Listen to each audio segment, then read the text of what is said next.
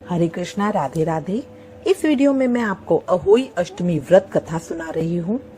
इस वीडियो में आपको 2 अहोई की व्रत कथा, एक गणेश जी की कथा और फिर अहोई अष्टमी की आरती सुनाऊंगी। सबसे पहली कथा है हमारे सेठ सेठानी की। किसी नगर में एक साहूकार रहता था। उसके 7 पुत्र थे। एक दिन साहूकार की पत्नी खादान में मिट्टी खोदकर लाने के लिए गई। जो ही उसने मिट्टी खोदने के लिए कुदाल चलाई, त्यों ही उसमें रह रहे स्याहू के बच्चे प्रहार से आहत होकर मृत हो गए।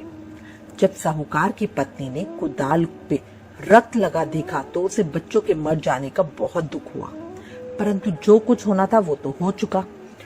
वह भूल उसे अनजाने में हुई थी। दुखी मन से वो घर को लौट आई और वो इतनी दुखी थी कि इस दुख के कारण वो मिट्टी भी नहीं लेकर आ सकी। इसके बाद जब स्याऊ अपने घर में आई तो उसने अपने बच्चों को मृत पाया। वो दुख से बहुत विलाप करने लगी। उसने ईश्वर से प्रार्थना की कि जिसने मेरे बच्चों को मारा है उसे भी पुत्र शोक दुख भुगतना पड़े। इधर स्याऊ के श्राप से 1 वर्ष के अंदर ही सेठानी के 7 पुत्र बारी बारी से काल के गाल में चले गए। इस प्रकार की घटना से सेठ सेठानी दोनों ही बहुत व्याकुल हो गए, बहुत शोक में आ गए। अब सेठ सेठानी ने निर्णय लिया कि वो किसी तीर्थ स्थान में जाकर अपने प्राणों का त्याग कर देंगे, और ऐसा मन में संकल्प करके सेठ सेठानी ने घर से पैदल ही तीर्थ यात्रा शुरू कर दी। उन लोगों को मार्ग में खाने पीने की कोई सुध नहीं थी। जब तक उन दोनों का शरीर पूर्ण रूप से चलने में असक्षम हो गया तब तक वो बराबर आगे बढ़ते रहे। जब वे चलने में बिल्कुल असमर्थ हो गए तो रास्ते में बेहोश होकर गिर गए। प्रायश्चित से हमें क्षमा जरूर मिलती है। उनकी ऐसी दशा को देखकर हमारे करुणा निधि भगवान को उन पर दया आ गई और उन्होंने आकाशवाणी की, हे सेठ, तेरी सेठानी ने मिट्टी खोदते समय अनजाने में ही स्याऊ के बच्चों को मार डाला। इसी कारण तुझे भी अपने बच्चों की मृत्यु का कष्ट झेलना पड़ा। भगवान ने फिर कहा, अब तुम दोनों अपने घर जाकर गाय की सेवा करो और अहोई अष्टमी आने पर विधि विधान पूर्वक प्रेम से अहोई माता की पूजा करो। सभी जीवों पर दया करो, किसी का बुरा मत करो। यदि तुम मेरे कहने के अनुसार करोगे तो तुम्हें संतान सुख अवश्य प्राप्त होगा। इस आकाशवाणी को सुनकर सेठ सेठानी को कुछ धीरज हुआ। वे दोनों भगवती का स्मरण करते हुए अपने घर की ओर चल पड़े। घर पहुंचकर इन दोनों ने आकाशवाणी के कहे अनुसार करना प्रारंभ किया।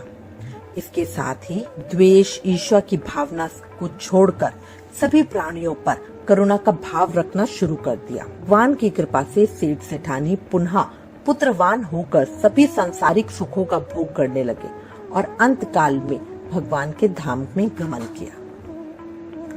अब आपको दूसरी साहूकार की कथा सुनाते हैं। एक साहूकार के 7 बेटे, 7 बहुएं और 1 कन्या थी। उसकी 7 बहुएं कार्तिक कृष्ण अष्टमी को अहोई माता के पूजन के लिए जंगल में अपनी ननद के साथ मिट्टी लेने के लिए गई।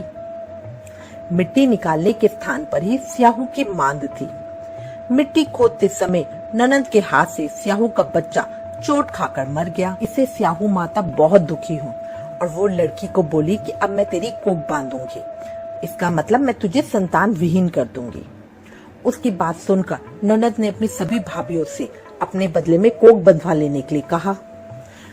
सभी ने मना कर दिया, परंतु छोटी भाभी ने कुछ सोचकर अपनी कोख बंधवाने के लिए हामी दे दी। स्याहू माता ने उस छोटी भाभी की कोख बांध दी। अब इसके बाद उस भाभी को जो भी संतान होती वो 7 दिन के बाद मर जाती। एक दिन उन्होंने पंडित जी को बुलाकर इसका कोई उपाय पूछा। पंडित जी ने उत्तर दिया, तुम काली गाय की पूजा किया करो। काली गाय स्याहू के रिश्ते में भैली लगती है, मतलब बहन लगती है। वह यदि तेरी कोख छोड़ दे तो तेरे बच्चे जीवित रह सकते हैं। पंडित जी की बात सुनकर छोटी बहू ने दूसरे दिन से ही काली गाय की सेवा करना शुरू कर दिया। वह प्रतिदिन बहुत सवेरे उठकर गाय का गोबर आदि साफ किया करती, नीचे से जमीन बुहारती, गाय के लिए ताजी घास रखती। गाय ने अपने मन में सोचा, ये कार्य कौन कर रहा है, आज इसका पता लगाऊंगी। सुबह सवेरे क्या देखती है कि उस स्थान पर साहूकार की बहू झाड़ू बुहारी करके सफाई कर रही है। गौ माता ने उस बहू से पूछा, तू किस लिए मेरी इतनी सेवा कर रही है और तुम मुझसे क्या चाहती है? गौ माता उस बहू से इतनी प्रसन्न थी कि उन्होंने कहा, तेरी जो इच्छा हो वो मुझसे मांग ले। साहूकार की बहू ने कहा, स्याऊ माता ने मेरी कोख बांधी है जिससे मेरे बच्चे नहीं जीते। यदि आप मेरी कोख खुलवा दे तो मैं आपका बहुत उपकार मानूंगी। गौ माता ने उसकी बात स्वीकार कर ली और उसे अपने साथ लेकर 7 समुंदर स्याऊ माता के पास चल पड़ी। रास्ते में कड़ी धूप से व्याकुल होकर वो दोनों एक पेड़ की छांव में बैठ गए। जिस पेड़ के नीचे वे दोनों बैठे थे उसी पेड़ पर गरुण पक्षी का एक बच्चा रहता था। थोड़ी देर में एक सांप आकर उस बच्चे को मारने लगा। इस दृश्य को देखकर साहूकार की बहू ने उस सांप को मारकर ढाल के नीचे छिपा दिया और गरुण पक्षी के बच्चे को मरने से बचा लिया। इसके पश्चात उस पक्षी की माता ने वहां खून बहता हुआ देखकर ये सोचा कि साहूकार की बहू ने उसके बच्चे को मार दिया है। फिर वो साहूकार की बहू को अपनी चोट से मारने लगी। तब उस साहूकार की बहू ने कहा, मैंने तेरे बच्चे को मारा नहीं है बल्कि बचाया है। तेरे बच्चे को डसने के लिए एक नाग आया था, मैंने उस नाग को मारकर तेरे बच्चे की रक्षा की है। मरा हुआ नाग ढाल के नीचे दबा हुआ पड़ा है। बहू की बातों से वह प्रसन्न हो गई और बोली, तू जो कुछ चाहती है मुझसे मांग ले। बहू ने उससे कहा, 7 समुद्र पार स्याऊ माता रहती है, तू मुझे वहां पहुंचा दे। तब उस गरुण पंखनी ने उन दोनों को अपनी पीठ पर बिठाकर स्याऊ माता के पास 7 समुद्र पार पहुंचा दिया। स्याऊ माता उन दोनों को देखकर बोली, आप बहन बहुत दिनों के बाद आई। स्याऊ माता ने कहा, मेरे सिर में जुएं पड़ गई हैं, तो उसे निकाल दे। तब सुरही गाय के कहने पर साहूकार की बहू ने सिलाई के सहारे स्याऊ माता के सिर से जुओं को निकाल दिया। इस पर स्याऊ माता बहुत प्रसन्न हुई। स्याऊ माता ने उस साहूकार की बहू से कहा, तेरे 7 बेटे 7 बहुएं हों। सुनकर साहूकार की बहू ने स्याऊ माता से कहा, मुझे तो एक भी बेटा नहीं, 7 बेटे कहाँ से होंगे? स्याऊ माता ने उसे वचन दे दिया था। अब साहूकार की बहू ने कहा, मेरी कोख तो तुम्हारे पास बंद पड़ी है, उसे खोल दो। स्याऊ माता ने कहा, मैं तेरी बातों में आकर धोखा खा गई, अब मुझे तेरी कोख खोलनी ही पड़ेगी। इतना कहने के साथ ही स्याऊ माता ने कहा, अब तू घर को जा, तेरे 7 बेटे 7 बहुएं होंगी। घर जाने पर तो अहोई माता का उद्यापन करना, 7 अहोई बनाना, 7 कढ़ाई करना। उसने घर लौटकर देखा तो उसके 7 बेटे और 7 बहुएं बैठी हुई मिली। वो खुशी के मारे भाव विभोर हो गई।